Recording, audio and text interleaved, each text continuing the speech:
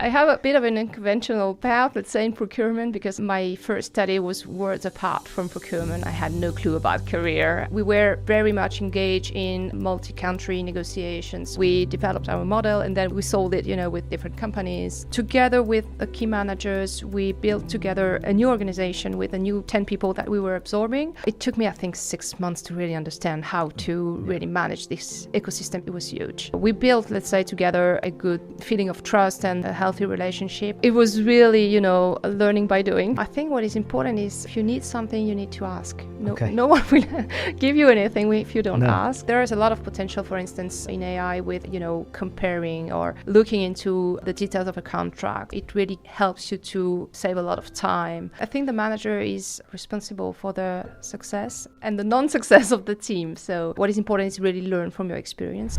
In this podcast series, we're following the journey of some of the leaders in procurement and supply chain. Join me as I go through their detailed experience and what they have done to get to the point that they have in their career. I hope you're inspired as much as I will be, and if you feel like you've got a great story to share, please do so and let me know.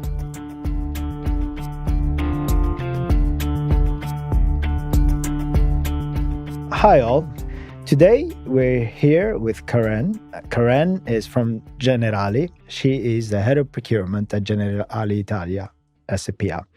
Karène, nice to have you here. Hi, Marco. Happy to be here with you today. Great. Good to get into the details of your role as we usually do in this. And I'm sure we'll have an opportunity to do so as we progress.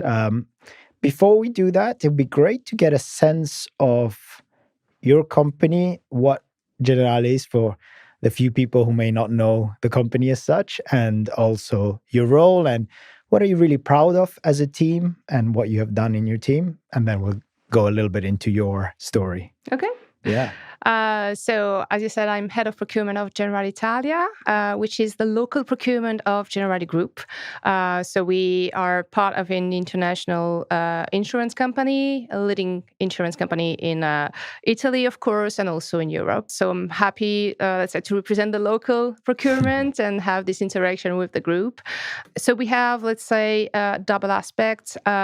We manage all the procurement of goods and services for the Italian company, but we are also doing some operational service, let's say, in terms of administrative service for the invoice recognition or also the emission of a purchase order for the group. Mm-hmm. So we have this double role, let's say.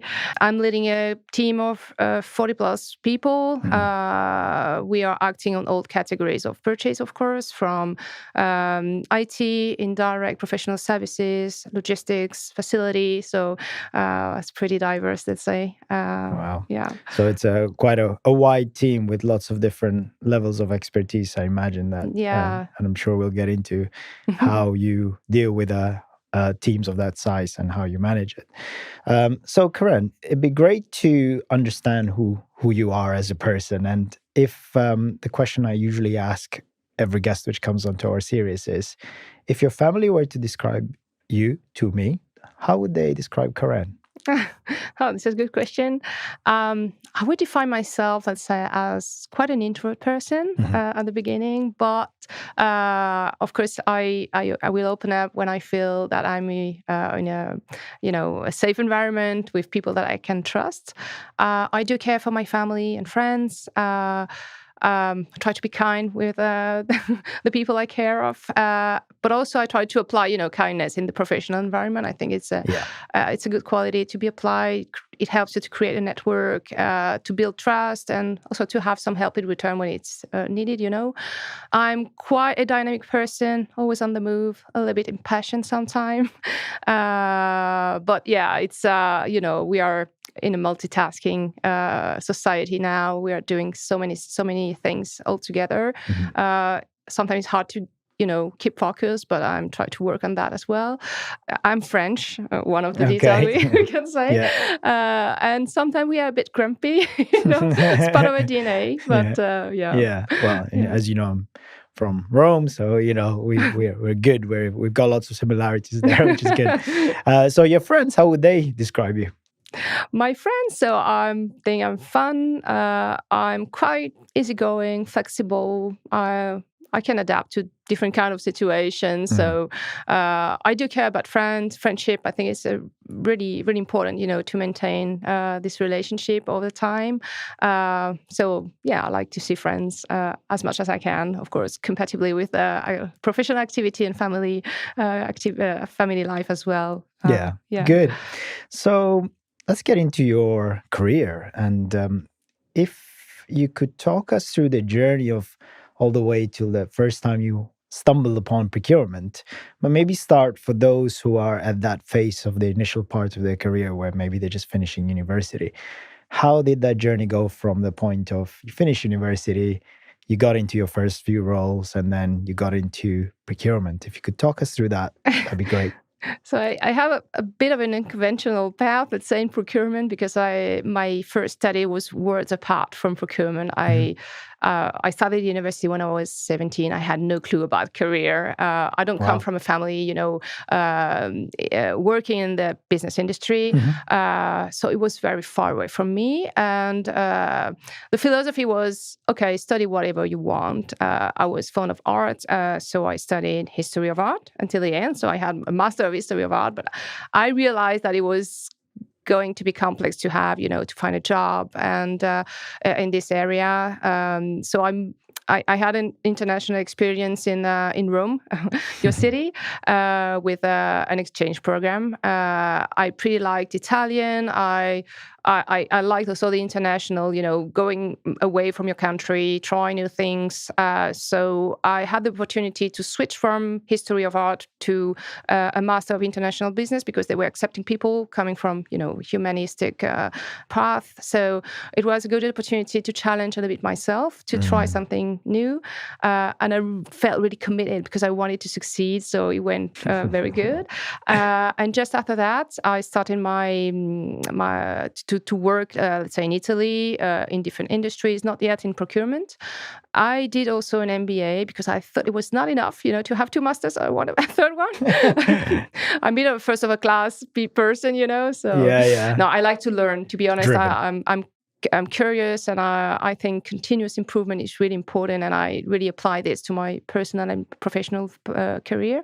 So after this MBA, I've been contacted by a consultancy company, and this is where I started to get closer to procurement. So I did different projects, but I started working as a software asset asset manager, which is about getting the best of a deal, negotiation with big vendors, for instance, optimizing license costs. And it was pretty trendy because the savings were massive, Yeah, of course. So at that point, the request was very high in terms of projects. So it was a project after another. So I could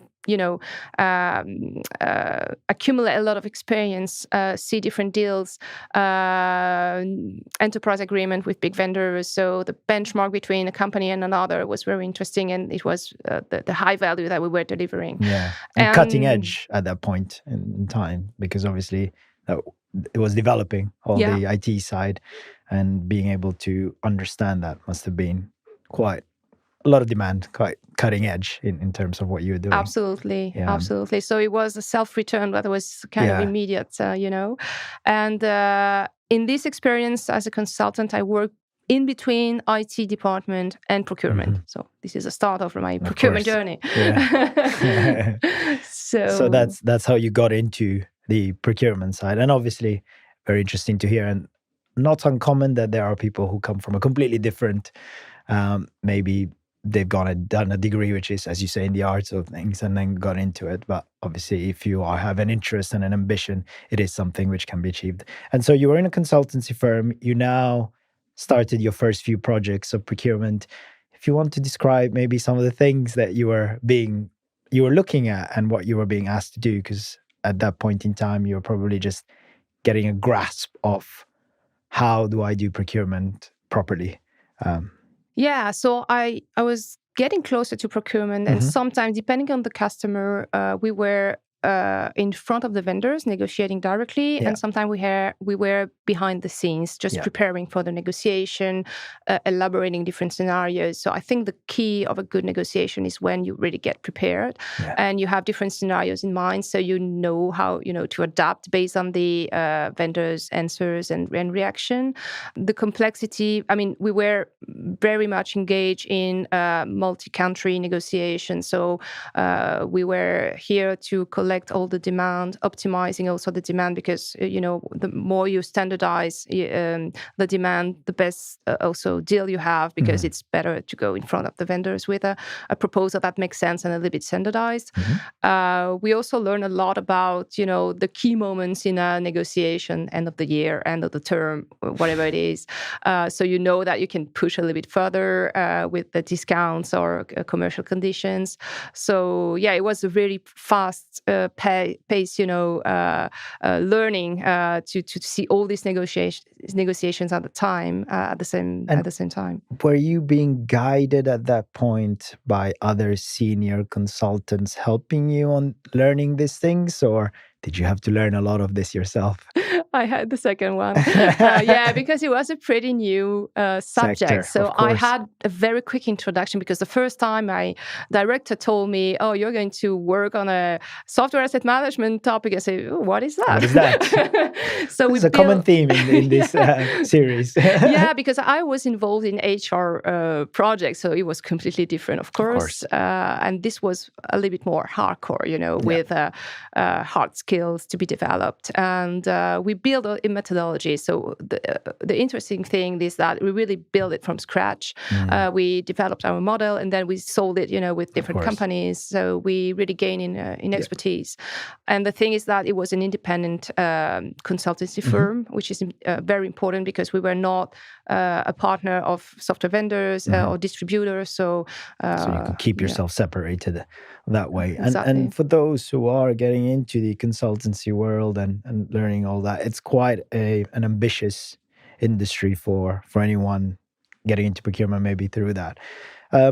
If you could describe maybe the journey of the colleagues and the competition there, and what you did yourself to get yourself up to speed. How did you research? Did you connect a lot with team members? Did you find out a lot of information yourself? How did you push yourself to become good at what you were doing?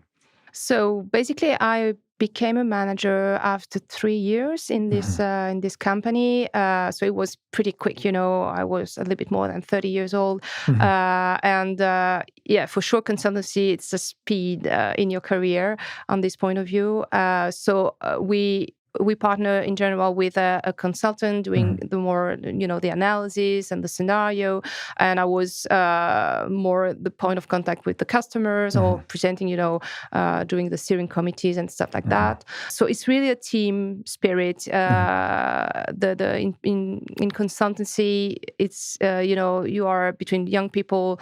I mean, the manager is 32 and the consultant are 27 or something like that. So there is not a big gap between the two. I think it's pretty stimulating. And it's interesting because I was listening to this other podcast, which was really talking about how you actually don't get out of yourself's round and circle of growth until you get to a point in your career where you're actually in a job with people from different ages. So if you think about it, from school all the way up to university, everyone's pretty much in the same place in their life. Everyone's doing the same thing. Actually, consultancy in a way sounds, from what your experience has been, a bit of an extension of that. Everyone's still of pretty much the same age. Of course, they're going to be the senior managers and the partners out there, but a lot of the work that you do as a team is of you being in the same sort of space. So absolutely. Taking that conditioning into your mind, it sounds very clear that you're quite ambitious and you were driven to do well. How did you stand out? Did you feel the pressure to try and show what you were doing, or find out a bit more, or spend time to become technically better at doing the procurement part? Or did you feel like a lot of your relationship for people to understand your career better was built on building a lot of good relationships and understanding. Yeah, for sure, the relationships are fundamental because you have to take care of a customer because you want, of course, their contract to be renewed, and you are creating credentials and a network and experience that you can sell to other customers. So it's very important, to have a good relationship, a positive feedback from your customers and colleagues, because of course you have to work with everyone. I would say, and it's still something that I use a lot in procurement, both with internal customer than providers. I do think that providers can be partners, and you can work effectively and negotiate better. So it is something that I really continue to apply to have a healthy environment, and I think that with kindness you can reach a lot of results. Yeah. And at that point in time, and you seem to have quite a bit of self-awareness now, maybe at that point in time you didn't necessarily call it that way, you didn't have the self-awareness, but did you know that there were some skills that you had that you could push on or take advantage of, which naturally came to you? And if you could describe these skills that you feel were very strongly aligned with procurement and what you were doing, that you felt gave you that advantage or gave you that push to be able to become successful? Yeah, I think it's a combination of things. I am quite flexible, so I have the ability to adapt to different situations. Coming from my personal background, so I'm French. I moved to Italy, but I come also from a family of my mother is Chinese, for instance. So I grew, let's say, in a multicultural context, and I've changed my studies also in a very radical way. So I was, with different people. I like to travel as well. And also consultancy was pretty much for me in that sense, because I was experimenting different industries and customers. So I think the sense of the capability to be adaptable and flexible is really, really important, because we are in a world that evolves every time, all the time. Secondly, the capacity to build relationship. I mean, good relationship, I think, is fundamental, really, because it's something that you can manage on the long term. In a negotiation, you can be very aggressive, of course, and have a very good result, but it's a short-term result, because maybe later it would be more difficult, to have a better result. So I do feel that it's better to have, a good network you can rely on. Great. Yeah. And you touched upon negotiation there, so let's open that a little bit more. Can you remember your first big negotiation, without going into the specifics of the detail of the deal as such, but just how you went about preparing? Must have been quite nerve-wracking, maybe, or maybe not. If you could unpack that a little bit, share with everyone this story, because that's one of the key milestones in procurement. Yeah, I think the key is the preparation, especially in a complex negotiation. You cannot just improvise and don't know your figures, for instance. So I'm a pretty much analytical person. I like to look into the data, really understand the data, prepare already, as I said before, in advance some scenarios, so you know that you can try A, B, C, but at least you have some options with you, so you don't get unprepared doing a negotiation. And I think it's really the key. And I'm still very pretty much based on figures, and I know. I like to know my data before I go to a meeting or a negotiation. Yeah. So prepare. Yeah, absolutely. And also to, do the briefing with the people. So it's important that internally you are fully aligned. So every time we met the vendors for a big negotiation, in advance we align with the customers, so no surprise, because you don't like when you think something, you elaborate a scenario and someone out of the blue will say something completely different. So it's then difficult to be serious in front of the vendor. So you're really providing a script, basically. Pretty much. Yeah. And did you find it nerve-wracking, or because you were prepared, it wasn't? If we're describing that first negotiation you had there, where you were effectively leading a team to do this negotiation in a positive way, including the customer, including your own immediate team. You're probably providing some of the technical knowledge. were you comfortable with that scenario at that point because of the preparation that you were mentioning here, or do you feel like you had that natural instinct in any way? Yeah, I think it went good. And I think that in every negotiation I followed, there is a good cop and the bad cop scenario. Yeah. Situation always. Yeah. I'm generally the good one, but you don't have to trust the good one. Sometimes it can be more dangerous than the bad cop. Yeah. And I think it works, well, just to keep a little bit dynamic and interesting. Of course. A bit of adrenaline. Yeah, it is. And it's classic, it's typical thing that people expect, but it does really work. And you can change. You can one time be the good cop, sometimes you can be the bad cop and that. But I think it's a whole host of things, especially negotiations, where there is that natural aspect that a person brings to the table. But it must have been quite an interesting journey for you to go at that point in time, because it was maybe the first few ones. And were you at that point already moved to Italy, or were you in France? Yeah, I was already in Italy. Okay. Actually, I worked. I didn't really work in France just at the beginning, just after the uni, but that's it. And then I started to work in Italy because I followed my husband there. Yeah. And it was, also a good opportunity for me to be French, because I worked at the beginning only with French companies. And then also the consultancy was a French company. Yeah. And then I saw a job posting on LinkedIn. There's a lot of resources there. And I saw this job posting for a global category manager in Generali. And it was completely me. So I say, maybe I should should apply to this position. Also, I was at the point in my life, I just had a child. In consultancy, you have to move a lot. So I was always traveling somewhere in Italy or in France also.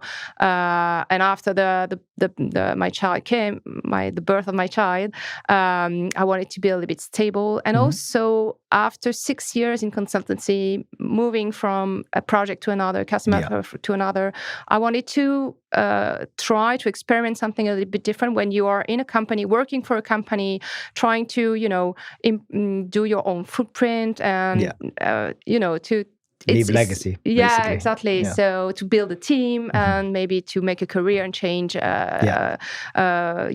the company. So I liked also this move at a certain point of my life. Yeah. Okay. And were you managing people already at that point when you were? Yeah, I had a team of 5 buyers. So we were, so I was global category. So working for the group at the time, group procurement, with all the countries that we were supporting in digital and software, cloud procurement. So still big vendors. So it was my my knowledge, still there. So I felt confident that I could, have this role and grew. Yeah. So tell us your experience about getting into management. So you're now quite capable specialist as such. Your first team that you were managing. How did that experience go? Was it? Did it slightly change because you're still having to keep your expertise in the IT space, as you mentioned? But you still had to also manage a team at this point now. Yeah. How did that experience go, and what were your first experiences and introduction into it? And are there some tips that you would recommend for people getting into that space? I think you have to, when you change role and you are starting to manage people, buyers in this case, you have to understand what are the capabilities of everyone, to take the best of everyone in your team. So there are buyers or people more quicker to do something, more into the contents, the analytics, the relationships. And I think when you allocate a negotiation or a portfolio of vendors, it's important that it really sticks to the real skills of the people, so you have the best of your team. You have to invest time to listen to them, to check on them a little bit, also to guide them, so you can understand who is more autonomous, who needs to be followed a little bit more, who needs advice as well. And you are here also to, defend them if there is something wrong or if there are some uncertainties, and you can support them. And I think it's nice to really be really cohesive, and to be a team and not say, it's his fault and the negotiation went wrong. No, it's also your fault as a manager, because you needed to know how it went. And it's okay to get it wrong sometimes, because, but it's important that at least you learn a lesson from what went wrong and grow from this experience. And do you feel that that leadership aspect of it, in particular when you're starting to manage the first few people, there might be people who may be older than you, experienced, or things like that. Um, they look up to you in different ways, and sometimes the expectation is that you know more than they do at what they're doing, and often it isn't necessarily the case. They might be technically better. How did you go about getting that confidence in the team? Was it some of the things you've just mentioned around protecting, making sure that the team is working, or did you have maybe something that you did or some approaches that you had that people could take, advice on? I think what worked well is that my expertise in this area was recognized. So I felt, legit to take this role. I was able also to guide them because they were expert as well in the software industry negotiation. But I was able to understand what was more difficult, at a certain point of the negotiation, what it was needed to do as well. I could bring also best practice from the consultancy side. So we built, let's say, together a good trust, feeling of trust and a healthy relationship. So it went well on this side.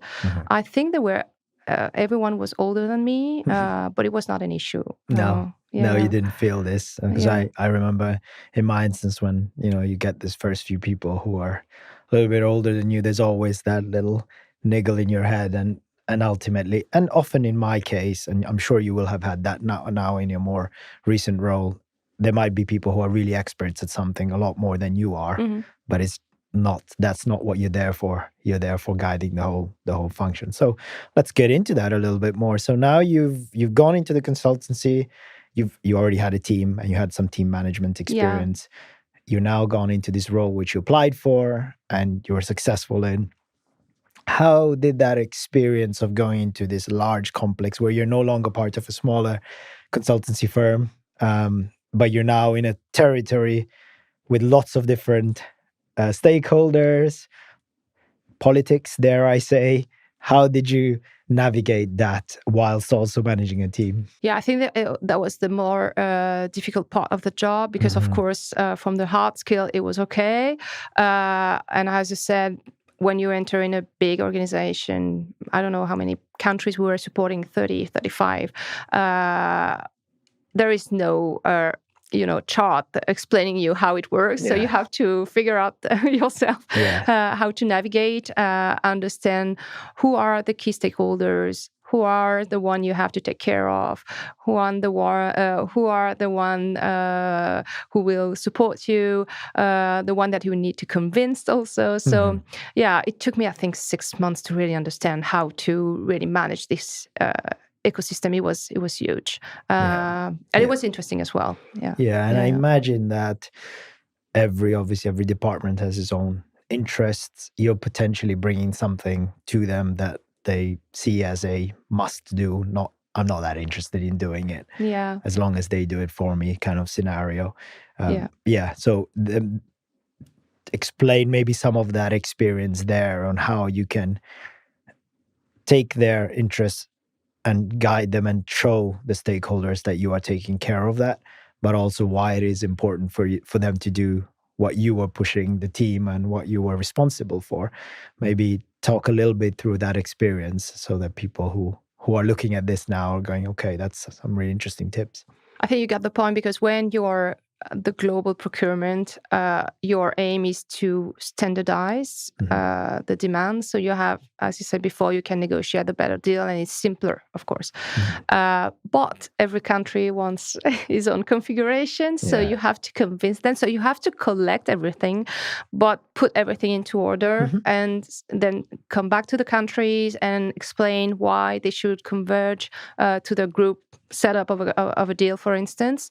And as I said to some big vendors, we are the best inside sales of the vendors in the company.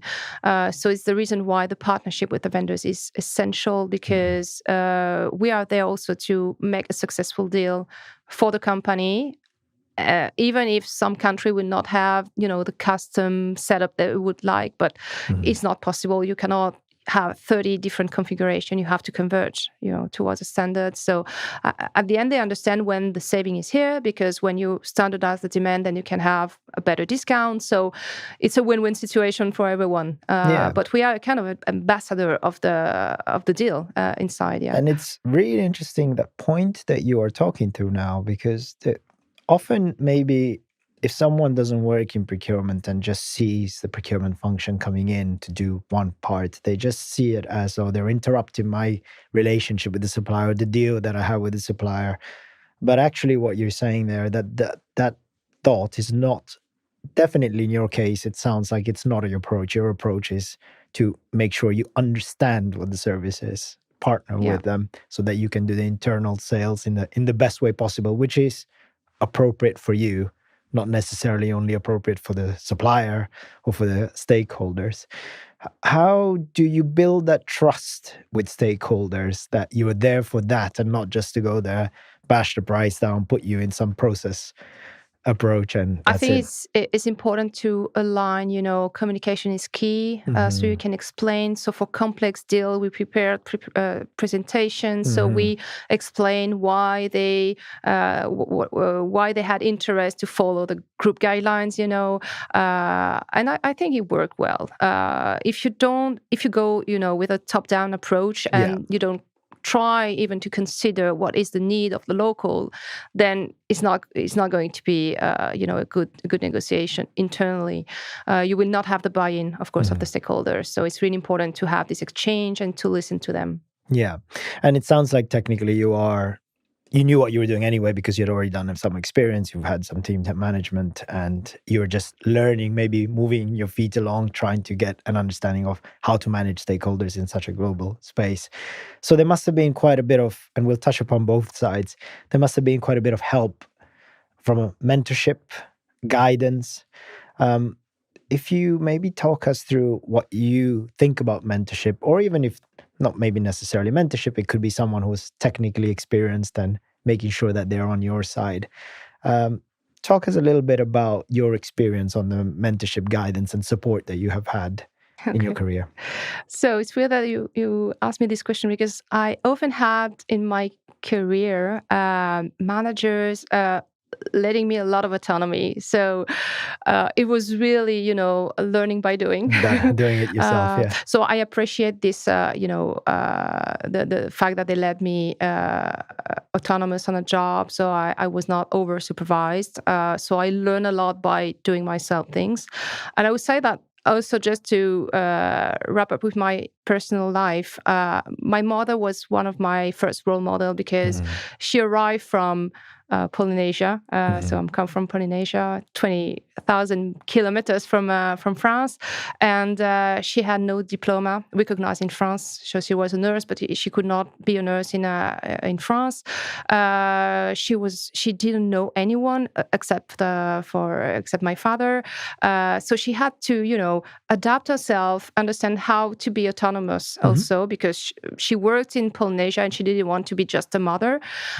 So she left the two kids, so my sister and I, at the kindergarten, and she attended some classes. So she became an accountant. So she completely changed her career as well. She's very hard worker. She never complains. And she was able, let's say, to gain autonomy, to elevate herself, to find a job, to build a network.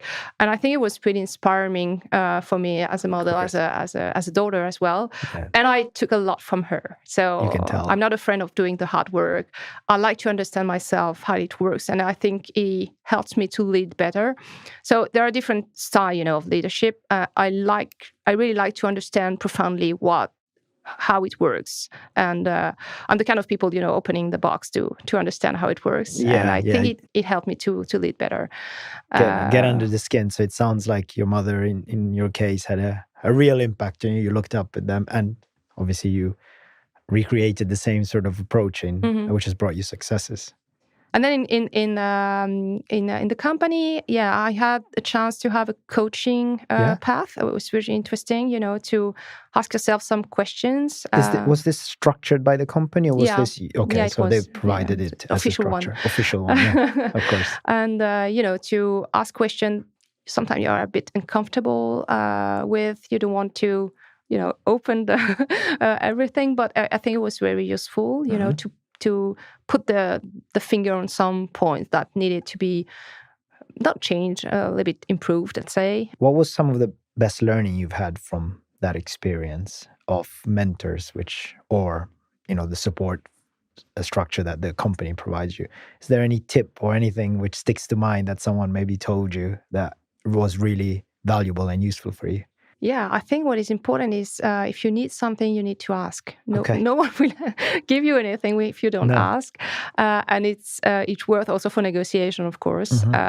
You need to ask a vendor if they can, give you some benefit, and then you'll see, and then you will adapt. And but at least if you don't ask, I mean, you don't have regrets if you have asked. Yeah. If you don't ask, you don't get, which is the exactly. typical saying. And often it's these small things which you think are, if for someone looking at this, or you're going into a complex or big role as such, you might think it's a host of really difficult technical things that you pull together. Yes, there's probably part of that, but the majority is these little things, tips, sometimes help you. And as you say, just push maybe the boundary a bit more to see if there is an opportunity. And that seems to have brought you some successes. And I think it's also useful to ask for help. People are I think people are happy to help, to give you support, and I think they feel rewarded also when they feel useful. And so it's it's something that you learn. It's not a sign of weakness. You can't know everything. No, so of course. And you can't do everything on your own neither. Yeah. And how much did you rely and work with your team as well in those cases? Because as you know, you have to show leadership, but at the same time, there's nothing wrong in asking a technically experienced team person to support you on something. How did you go about that aspect of making them feel that you're a good leader, you need them, and make them want to work with you on these things? Yeah, as a manager, I think it's important to develop your team, to give them autonomy, as I was given autonomy myself. Yeah. And of course, when you become a manager of a wider team, now I'm coordinating more than 40 people, I cannot do everything on myself. So it's obvious. So my role completely changed. Now I'm more, I'm here to have conversation with the key stakeholders or key providers, to organize the work in a good way, in an efficient way, to rethink the process, to see where there's a bottleneck and if we can improve that. So to bring innovation. So I have to rely, of course, on the skills of my of the expertise on my team and category manager, of course. So it's healthy, of course, to be informed of what is going on, but only the important things. The other, you can let it go, and it will be managed by someone. So before we get into your bigger role, let's touch a bit more on your personal side of things. So you mentioned, of course, that by then I think you had a son, or they were growing as such. How do you balance that aspect of wanting to have a good, strong family life, but also a very strong career? What's your approach to making sure that both things are handled, apart from doing 3 times the work, which I know you seem to be doing? I'm still struggling a little bit with the work-life balance, I have to confess. It's not easy. So now my son is older, so it's easier and easier. But when he was a little one, it was not sleeping, so it was really complex. I remember lots of coffee, I assume. Yeah, a lot of coffee, and then in Italy, it's very strong. Oh, that's easy to get to. Yeah, exactly. But when he was born, he could wake up at 5 a.m. So when I arrived in the office at 9, I was already exhausted, and I had the whole day, in front of me. But it's something you manage at the end. What is important is that to keep in mind that it will not last forever, so you have some hope that it will get better. It's just a complex phase, to go through. But I feel like you're telling me that advice. Thank you. You are in this period exactly now, in that period. Exactly. It will not last forever. Thank you. So in terms of managing the personal life and the skills, also obviously helps you become a bit more of a rounded person, and also putting some of those barriers when you know some things you're good at, some things you're not. Sometimes you need the team to help you. Sometimes you need to take some time off. But all these things come from learnings, as you said, some mistakes one may have done. Is there any situation that you can share with us which you could think, I would have done that differently, or it was a funny moment, something happened, and then I managed to turn it around, which is great, of course, which is why you're here as well. So is there anything that you can share just for those who are maybe wondering if this is all about getting everything perfect? Yeah, I think you touched the point. So I'm a perfectionist, and I struggle a little bit at the beginning to really. It's not that I was not trusting people, but I wanted to supervise and to make sure that everything was perfect and deliver on time with a high quality. It's still the case, but I know where it's needed to let it go a little bit. It will not be perfect, but it's okay. It's manageable, and to really focus on priority. So I'm still working on delegation, but I think I'm getting better. Also because it's a reason of survival. I cannot supervise everything anymore. Of course, so when it was a smaller scope, I was pretty much informed of what was going on, but now it's impossible, of course. So I really try to focus on priorities.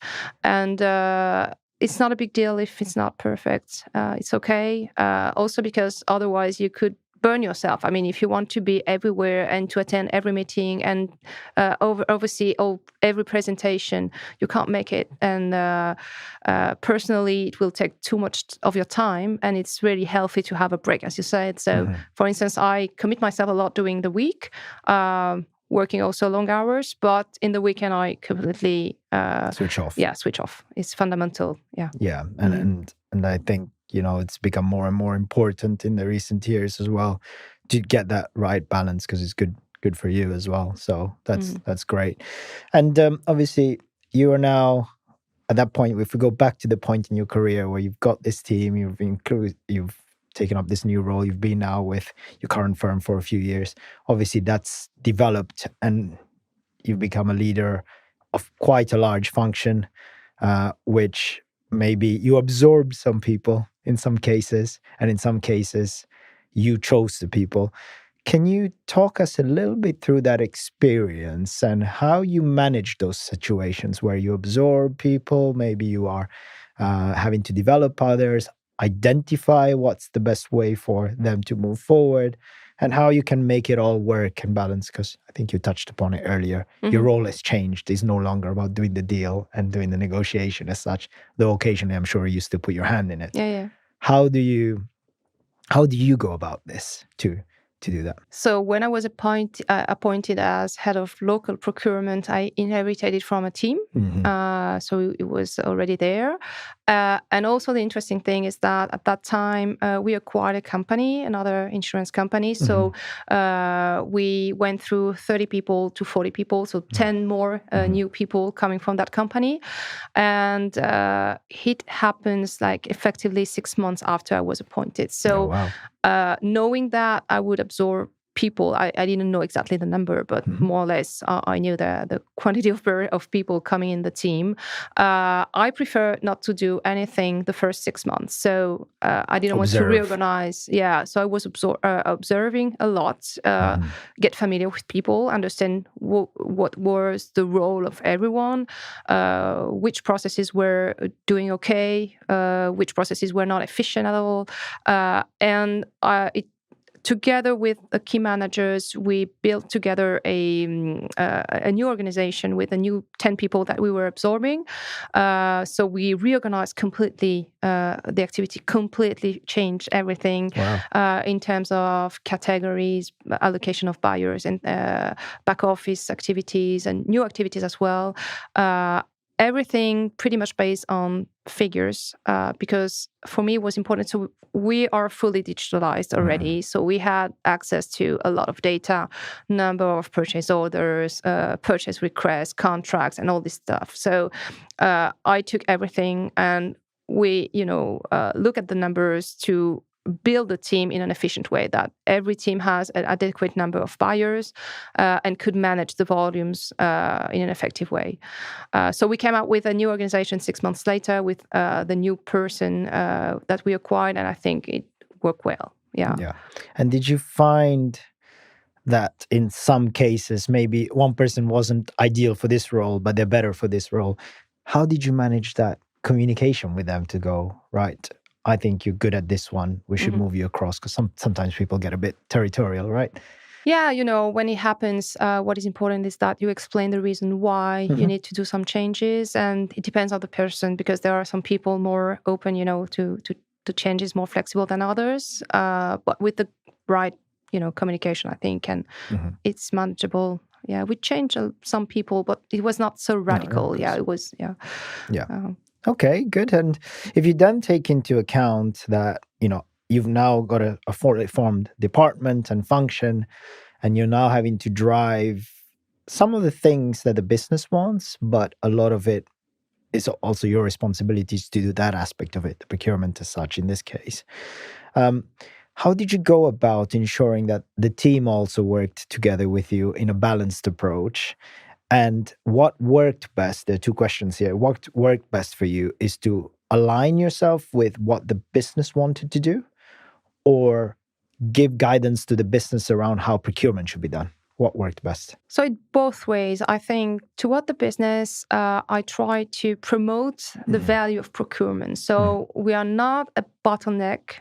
I mean, we could be a bottleneck in the, previous world, like an administrative function, just, doing paperwork and things.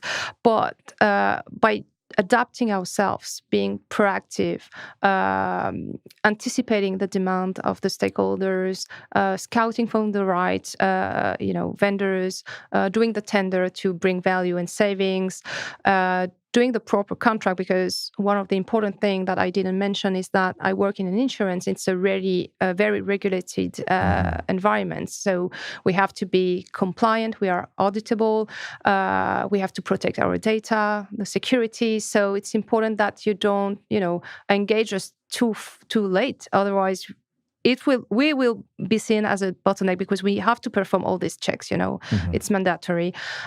So if you partner with your internal customer and you really convey this value to them, then okay, it will work well. On the other side, is the same for the team. So if you prepare, all the renewal of your contracts in January for the whole year, it will work better than just discovering what you need to renew in December, and it will be panic moment for everyone. So everyone will work with stress and pressure. So this is a way also to have the buy-in of your buyers, so they can understand that, yeah, maybe it's a little bit tedious that you have to prepare everything in advance, but you will have the benefit of that during the whole year. So, that's a very interesting point around. Essentially, what you're saying is being planned and organized, which is the right thing to do. Do you find that that's your responsibility to ensure that the team is aware that this is coming up? So you talked about data and you manage that aspect.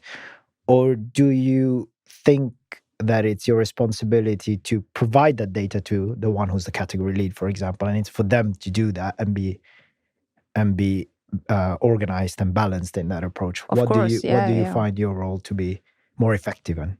The second one, of course. So you give the data, and then the category manager the category managers have to organize the workload of their team. So it's the better way, because as I said before, if you don't delegate this, you will die. So and it's important that the category managers feel empowered. And have their own responsibility of the category. They know their providers. They know the negotiation ongoing, what is expiring, what needs to be tendered again, and all these aspects. And nothing's ever smooth. You're going through these things. There's always something which can happen in your department. There's always something happening every day. How, in your leadership approach, how do you manage those scenarios? Do you tend to take your category manager with you for the problem and just be the guidance with the senior stakeholders to bring that comfort? Or do you leave it to them and you just want to keep that reporting to ensure that you can speak to the right senior stakeholders yourself? Which approach works best for you to deal with those scenarios? So between the category manager and me, there's a demand manager coordinating the three categories, and he does a lot of allocation also of priorities. So he's pretty good at that, and he filters already a lot of things. So I really do enter when it's, specific strategic projects and a little bit more sensitive. So normally, try only to get involved in this kind of things. The rest normally is managed. I want to be aligned, of course, when it's important. And when you need, to push a little bit, I can intervene, to do escalation and to speed up a little bit the process where it's blocked. But normally I let them manage the negotiation. Great. Yeah. And how do you support your team in their management as such? Because this is another very interesting aspect, that once you get into 2, 3, 4 layers below you as such, there's the tendency maybe sometimes you skip and you then undermine their management as such. How do you manage that aspect of it yourself, is particularly as probably a previous very detailed, and you had to learn to let go of some things, someone who had that problem before. So I have very high expectations. Yes, so of course. I would expect that my category managers knows everything that is going on below, So it can happen for the sake of speed that I go directly to the buyer because I just need an information immediately. But normally, yes, I leave the category manager manage their own buyers. Yeah, of course. And that can happen. That's Otherwise, just information. It doesn't work. Information gathering. Great. And so then continuing on a bit about the stakeholders, because you're in a senior relationship with these senior stakeholders as such. How do you manage and how do you balance that approach with them to make sure that what you are doing is of value? And I think we slightly touched upon it earlier on, but what's your approach with senior stakeholders, with your colleagues, let's say your peers who are also heads of certain departments, to ensure that what you guys are doing is really important and has to maintain a certain level of, attention still. What is your approach, especially for, I would say, some people who might have just got that big role and now having to navigate this large complex company and are having to maybe establish the reputation of their function? Yeah, so what I do is that I organize one-on-one meetings with key stakeholders. I would say twice a year, 3 times a year, something like that. And then we can meet in other occasions as well, like corporate events. Just not to know about a specific negotiation, but just to let them know what we are doing, what are the new things that we are doing with procurement, if they have any needs, so we can anticipate a tender. So just to keep, this contact between them and us, just to let them know that procurement is still there and we can support anytime they need. So they will remember to call us, at the right moment for future needs. Yeah. And how do you balance? Because every one of them will have something different that they want. I want this, I want this, I want that. I was done. And you will have to say no to some people, no doubt. Yeah, sometimes you have to, do a tender, whereas the customer wants to go directly with a specific vendor. So you have to explain why. Sometimes it's not, it's not always easy, of course, but it's also our role. Otherwise, you don't negotiate. So, yeah. And how do you manage that communication? Is it just talking to them about the priorities that there are? Because there might be situations where actually this thing is burning, is really important, needs to be done. And you manage that. But then you have the worry that these guys go on and do it themselves if you're not helping them. Yeah, you have to, be sensible. Of course, if it's, as you said, burning, very strategic, very urgent, top management, okay, there's the process, but you don't have to stick to the process. You don't have to be a bureaucrat, So it's up to our sensibility to understand where you can, accelerate.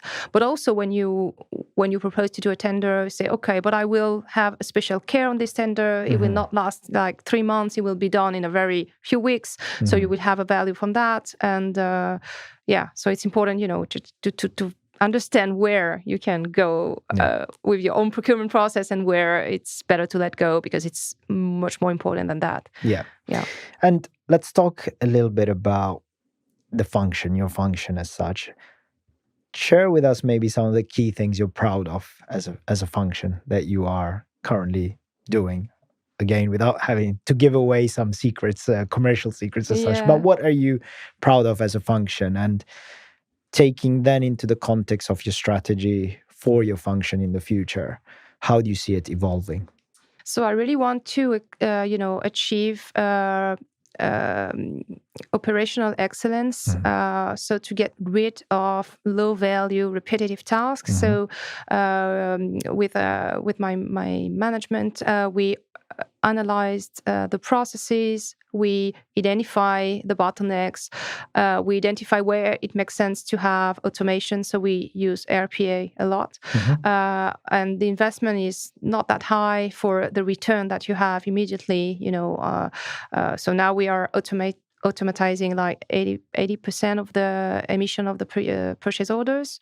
It's a lot of activity that was not, it's very repetitive. There is no value in that. So we got rid of that. We are not now analyzing other processes we can automatize as well. So we had a lot other robots, playing as buyers instead of our buyers. They're never sick, always wait, always work, never claim for a raise. So it's very useful. And, but I'm sure there were some team members who were doing that who we've now reallocated to do other projects as well. Yeah, How did you manage that part? Okay, now you don't need to worry about this, but you can maybe audit some of the work and these other things to do. I mean, the message that we conveyed was don't lose your time with that and focus on your negotiation because the procurement is always running. There's always a lot of work. So, it's not that you cut off people. You just make them focus on more important topic, negotiation, contract aspect. So, yeah, this is really valuable, I think, for everyone. Yeah. And any learnings that you could share with someone about the RPA element when you went through that process? What would you suggest to people who maybe are going, oh yeah, I could automate some of my purchase order processes as such? So any learnings that you want to share with us that you think? I mean, of course, the basis is that you have to have a digitalized procurement, otherwise it won't work. And the RPA has really a value on repetitive tasks, very, standardized process. It works perfectly. It's the return is impressive. So really, it's about making sure you get the data correct and get that right as such in the first place. And did it take you a while to get into that good return as such in terms? No, actually, it's really fast. So we made, all the studies in terms of functionality that we wanted to automatize, and then we made some, tests. Everything was good. We started with a threshold in terms of amounts. We didn't want, any value going around without our control. Everything was perfect. So then we raised the threshold, and we were confident that we could, move on with a fully automatized process on this aspect. And how is the business taking it? Are they happy with that part for you? They don't really know. They don't really notice. Because it's the administrative part. However, we measured. I have a lot of KPIs. I love KPIs. So compared to last year, we could see the improvement in terms of lead times. Wow. So we really decreased the lead time.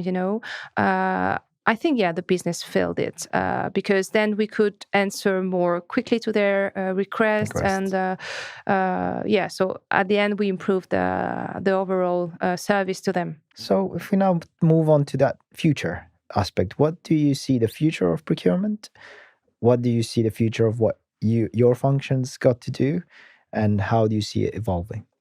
So I'm very tempted by destructuring a little bit the categories. Okay. Yeah. So after putting it all together. But I won't because, it doesn't fit a complex organization. So it's important that we have, the proficiency of our categories, the knowledge of the vendors, etc. But I would be very tempted to have a kind of, squad that can act very rapidly on every categories when it's needed. So you can absorb, the urgency, the emergency, or to dedicate a special care to very specific and strategic negotiation.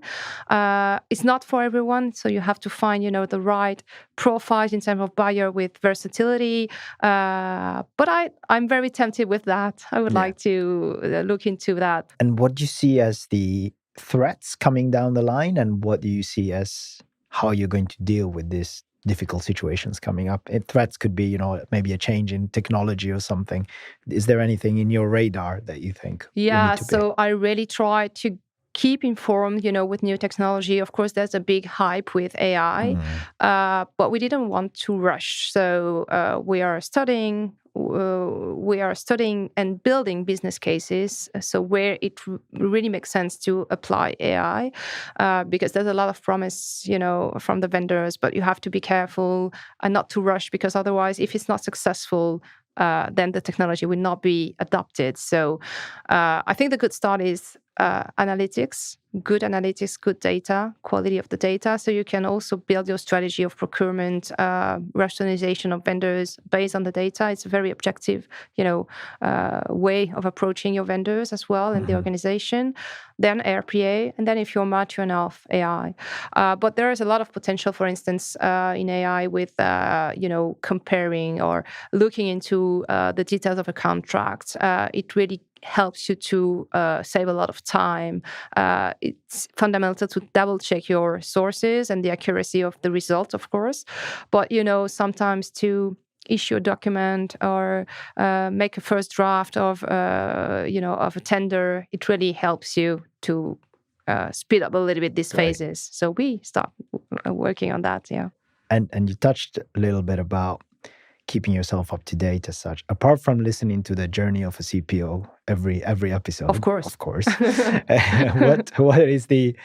how do you go about making sure that you got a finger on the pulse, as they say, and what's happening in the world? It's very easy to get only within your own company to get yourself out there. What do you do to keep yourself up to date? Yeah, so I try not to be self-referential, to look at what the other CPO do, and also to take inspiration. So as I said, we are working in an insurance company, so we basically procure intangible things, services, professional services, consultancy, and all these things. So but if I look at manufacturing, for instance, procurement, I can take some inspiration and try to understand how I could apply best practice from the industry, from the manufacturing to the procurement of services. So how to build a catalog if you don't have, a tangible good to be with a unit price. So how you can review your pricing of services that you maybe put into that a catalog.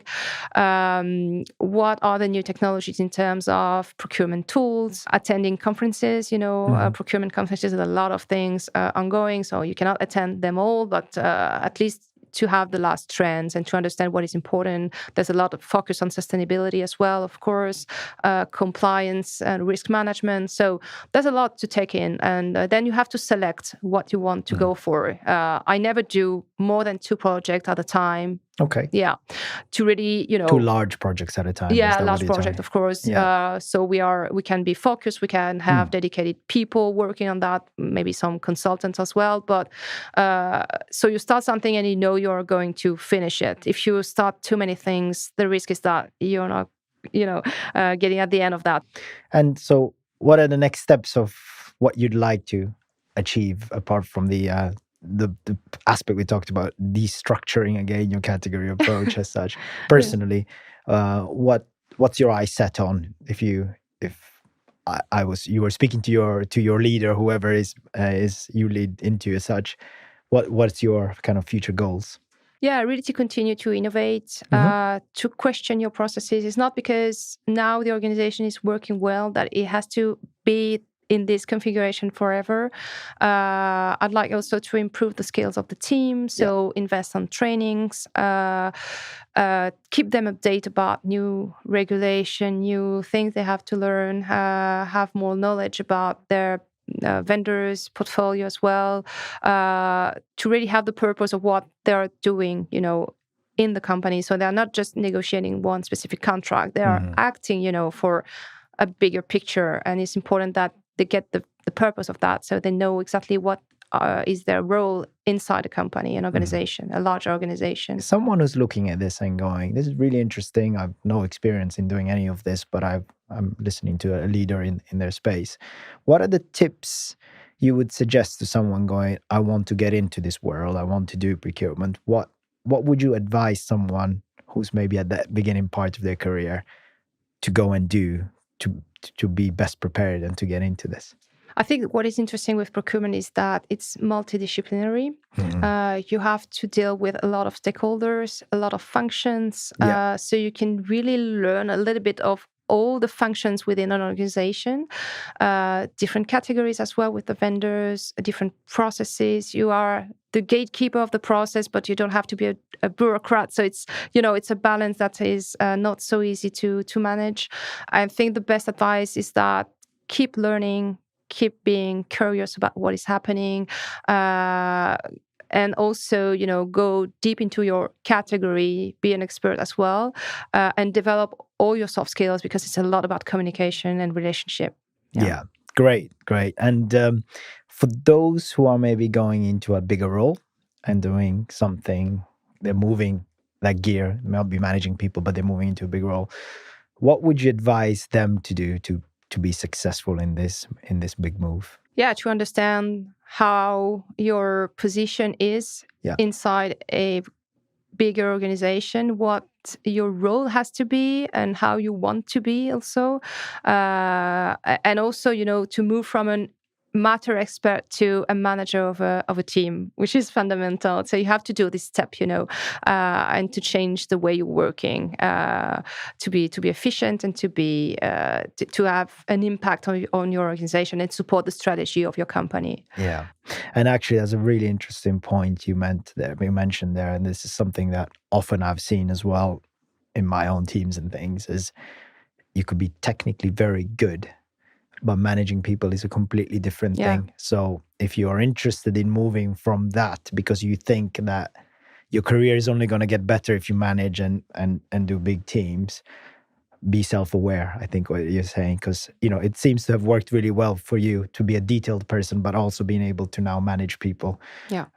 But for some people, it's okay not to move up, but you could become an expert in that space. You could become a deep expert and still progress.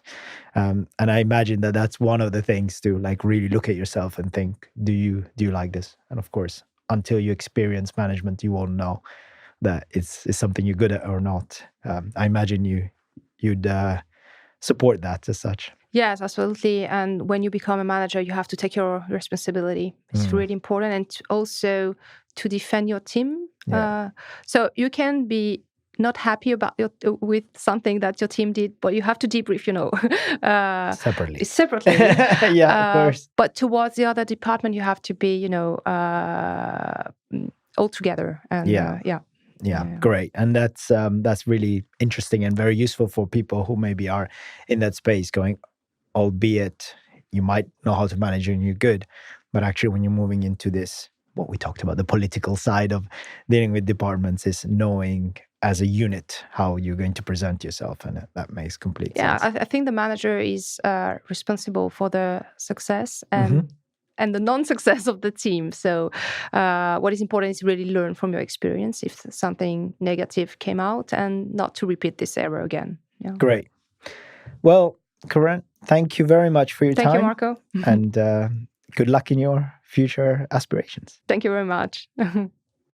At Procurato, we're lucky enough to work with some incredible experts like you, and we are able to therefore interview some great people for you to get an understanding and learn from. If you feel like you've got a great story that you could share with us, please do reach out to me. If you like what you see, please drop us a like and drop us a follow. Thanks.